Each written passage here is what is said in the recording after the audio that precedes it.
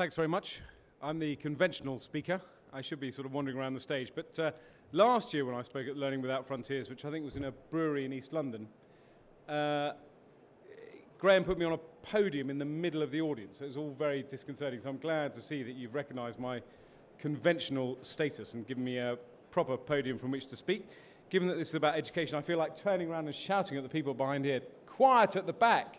I'm trying to speak, but clearly they're having a very good time networking. When I came here last year, I felt if I'd been wearing a Michael Gove mask, you might have pelted me with eggs. You almost pelted me with eggs anyway, because obviously this is a community that passionately believes in the use of technology in education and also passionately believes in teaching kids not just how to use that technology, but to understand how it works. So I didn't really have any answers for you then, and you were quite a skeptical audience. You treated me relatively kindly, but the skepticism oozed forth. It may still be there, but I think we have made progress. And I was very interested to hear the speaker from Google just before me who hinted that Eric Schmidt might have had an influence. And I'll give you now an insight into how government policy works. So what happens is, as the opposition's spokesman, I kept meeting people from the video games industry because I was responsible for the video games industry. When I was given the responsibility for the video games industry, I knew nothing about the video games industry. And I learnt about the video games industry, and I learnt that it was a politician's dream. It was about employing graduates with high-end skills from computer science, mathematics, and physics. It was about the future. It's now the largest entertainment industry in the world. In the UK, it's regional. It's fantastic. But the other message that people kept telling me was that kids at school were being terribly bored by their IT curriculum because they were obviously very IT savvy, as indeed most of the people working in the video games industry who taught themselves on the Sinclair ZX and the BBC Micro were technology savvy. And they were learning how to use spreadsheets or do PowerPoint, but they weren't actually learning how to program. And they were, you know, in that old cliche for people my age, they were the guys who could work out how to use the video recorder when their parents didn't know how to do it. So something needed to be done to revamp the computer science curriculum. So when I got into office, I used the power of office. It was a great opportunity to commission Ian Livingstone, who's in the audience over there. Shall I make you stand up, Ian? So tempting. Stand up, Ian. Ian Livingstone, OBE, and a guy called Alex Hope, who runs Double Negative, a visual effects company, to do a report into skills in the video games industry. And I was heartened recently, by the way, to learn that Ian Livingstone can't program. So I feel less of a fraud in evangelizing about computer programming since I can't program either. And they did this report with Nesta, which was a fantastic report called Next Gen, the Skills Report. I'm sure all of you know it because this is the kind of audience that would know about it. And it made some very salient and sensible points. And the great thing about that report, because it had been done sort of with government but not of government, was that it was sensible. Of the 20 or so recommendations, about 17 were business focused. So they were saying, if you want to make this happen, business has to make this happen. There were only 3 or 4 asked of government. One was to revamp the computer science curriculum, and another was to make sure that computer science was part of the EBAC, part of the national curriculum. And so they produced this wonderful report, and then what happened was the government didn't take a blind bit of notice. So although I'm a member of the government, nobody else from the Department of Education or anywhere else really thought that this was the whiz-bang thing to do. And I'm coming to my point from the Google speaker, because the person who broke through was, of course, Eric Schmidt. And when he stood up at the McTaggart lecture, I was actually in Edinburgh listening to the McTaggart lecture and said, your IT curriculum focuses on teaching how to use software but gives no insight into how it's made. That is just throwing away your great computer heritage.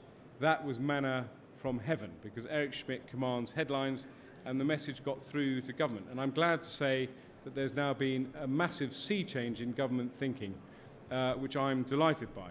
And I don't know whether all of you have read Michael Gove's speech or saw Michael Gove's speech when he gave a speech to the Beck conference. Of course, he should have given the speech here at the Learning Without Frontiers conference, and we'll try and get him to come along next year. But I thought it was a brilliant speech, and I'm not just saying that as a member of the government and a strong supporter of the kind of things Michael Gove is trying to do to transform education. But I thought it was, from a politician, a genuinely innovative speech. It recognised the problem we have with computer science, but also in terms of putting out the solution, again, he wasn't proposing a top-down solution. I think that's very important, because what we've been talking about, Ian, myself, Alex, and everyone else who's interested in this transformation, is how do you teach a subject that is so fast-moving, that is so, as it were, up-to-date.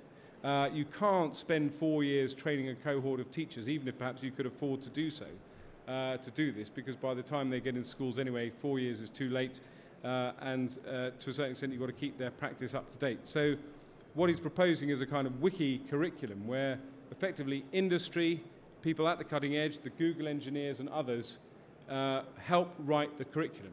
And he's invited business and those who are passionate about computer science to come forward with their own curriculum and to come forward with their own qualifications, which he will approve, as it were, which could potentially be GCSE qualifications and form part of the EBAC and the national curriculum. So I think that is a fantastic opportunity, and the door is now open. Now the real challenge now is to take that work and to make sure that we implement what Michael Gove has said in his speech.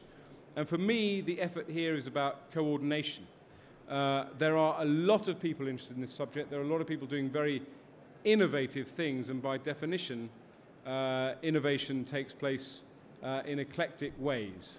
It doesn't necessarily lend itself to coordination. But I think what is so impressive about what Ian Livingstone and Alex Hope did after the Next Gen report was to take a working group of people involved in industries which depend on highly qualified computer science graduates and work through their recommendations, even to the point of hiring people to take forward that work. So my shortcut, whenever anyone emails me, and my email is very easy to find on Google, is to then immediately email Ian. So I regard Ian as the coordinator of a lot of this work. But a lot of people are getting involved in this. The Royal Society as well has produced a report on this subject as well, 2 days after Michael Gove's speech, and that will be very important. And I know that Ian is speaking at the Royal Society this evening as well. So the key for me to make this work is to harness your enthusiasm,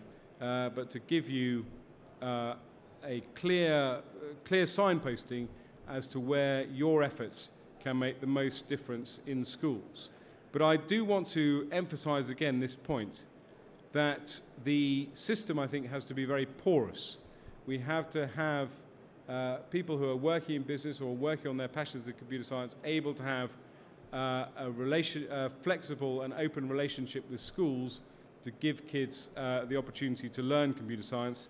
And I also think as well, one of my obsessions is after school clubs, to give kids the chance to go and sit down with the latest equipment if they've got a business nearby that's involved in this kind of industry, and use that equipment and experiment. Because again, the lesson that comes forward from people who are now at the top of their industries is that to a certain extent they were very much self-taught, learning on the BBC Micro and the ZX Spectrum. In fact, there's a small, tiny anecdote. Literally next door to Olympia is an absolutely extraordinary building called Blythe House, which was the National Post Office Savings Bank, opened in 1899. It's now the storage centre for the Victoria and Albert Museum and the British Museum and the Science Museum. And when I went round there 2 weeks ago, they dragged out as a piece of history, as an artefact, a ZX Spectrum, and indeed the first kind of Apple computers, which, just to show my age, I remember friends of mine when they were 16 or 17 getting hold of these computers, and these were literally the cutting edge. But now we have things like the Raspberry Pi, and people, I think, are following, in a way, bizarrely, this heritage to give us cutting-edge opportunities to teach computer science. I think that there are, to be dull for a moment, important other innovations. There are, for example, work going on with a teaching agency to ensure that initial teacher training courses do give teachers the skills and experience they need to use technology. And also the Department for Education, I know that Nominet is here today, is working with Nesta and the Nominet Trust to fund and research innovative technology projects in schools. And I know that Jeff Mulgan from Nesta is going to speak later on.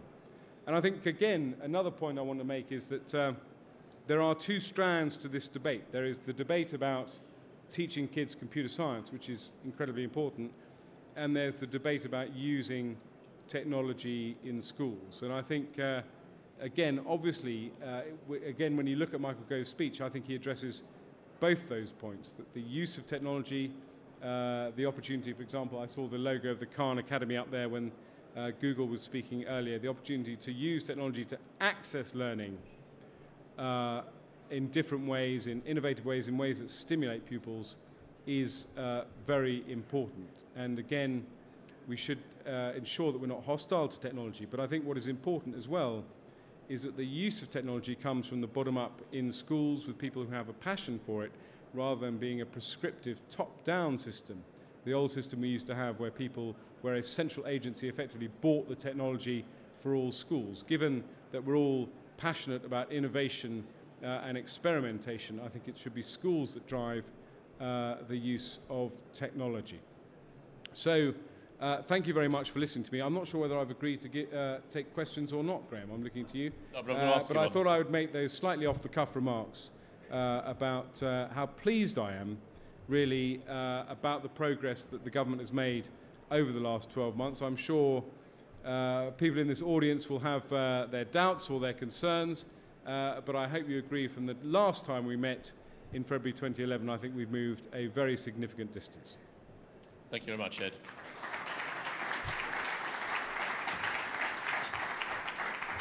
Ed, I know you have to leave very shortly. I'd just like to ask one question. And of course, I think everybody is very pleased that Michael has come over to the technology side slightly, certainly in the computer science discussion. I do wonder about the issue, and you mentioned Khan Academy as an example, and use of technology and learning. Do you not fear, I mean, either as a politician or as a parent, that we might just end up with education plus technology, rather than using the disruptive power, the benefit of the technology we have available to reinvent and create a new operating system for learning, so we can enable children to learn in new ways, rather than just using technology to reinforce an old method of teaching? I think there is that danger, and I think it takes a very big mind to think that through. I'm very interested in the kind of Apple effect on our culture, and just coming here on the tube this afternoon, I saw a guy reading Steve Jobs' biography, and I think the way that kind of Steve Jobs' approach to life has permeated through, he's become this kind of iconic figure, well beyond being simply a successful business leader, about a kind of culture and approach to life. And it is a fascinating question. I mean, I could go on for hours in a slightly incoherent way about technology, because as the Creative Industries Minister, for example, I'm very interested in how technology is going to change the media. And if you look at the statistics, viewing of television has gone up by about 8% in the last 2 years. Viewing of live television, even by those who have video on demand, as it were, is 86% of people who are able to record shows on their set-top box still watch live television. So technology is evolving, and there's a school of thought that says that technology is simply a tool to enhance what we already do. And there's a blog out there referring to, I think, a Steve Jobs interview in 1996, I think it's a TechCrunch blog or something, where Steve Jobs says that actually, and I think I read this right, but I hate to quote off the cuff, that technology won't transform education. Actually, you need to go much more fundamentally into teaching to transform education. And this blog gave the impression that Jobs was actually skeptical. And there's been an interesting debate again, because I think Apple has launched its iPad textbooks this week about how kind of game-changing that is. And I think one of the things, if I can just push back to Graham, who's very complimentary about me, albeit, is one of the things reason I love engaging with Graham is that I think you ask the much bigger questions, which is not how can technology help us teach kids, but how can technology fundamentally reevaluate what education is? And I think that is a very big question, and I don't have a big enough brain to answer it. Ed, thank you very much for your time. I appreciate it.